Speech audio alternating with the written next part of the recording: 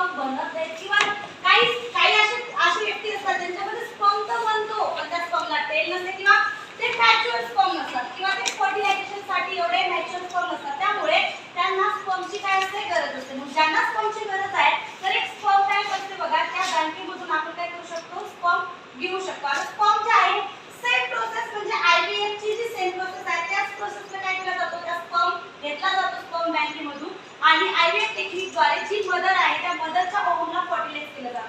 आता मदरच्या ओव्हमला फर्टिलाइज केल्याच्या नंतर झायगोट फॉर्मेशन झाल्याच्या नंतर परत तो जो झायगोट आहे ते काय केलं जातं, त्या मदरच्या युटेरस मध्ये त्याला पाठवलं जातं आणि ज्यांनी स्पर्म डोनेट केलेला आहे त्या व्यक्तीचं नाव काय केलं जातं, सांगितलं जात नाही. कारण जो स्पर्म डोनेटर आहे त्याला एकदम म्हणजे कडक याच्यानुसार कडक नियमानुसार त्याला काय केलं जातं, ते बंधनकारक आहे की त्या व्यक्तीचं नाव सांगितलं जात नाही ज्याने स्पर्म डोनेट केलेला आहे. आता हे स्पर्म जो आहे मी तुम्हाला सांगितलं होतं की स्पर्म फक्त काही सेकंड जिवंत राहतो. हा स्पर्म जो आहे स्पर्म बँकेमध्ये एवढ्या लो टेम्परेचरवर त्याला ठेवलं जातं की ते खूप दिवस जिवंत राहतो आणि ज्यांना गरज आहे स्पर्मची तर ते काय करू शकतात, स्पर्म डोनेट करू शकतात किंवा ज्यांना गरज आहे ते स्पर्म काय घेतात आणि आयव्हीएफ टेक्निकद्वारे त्या ओव्हमला फर्टिलाइज करतात.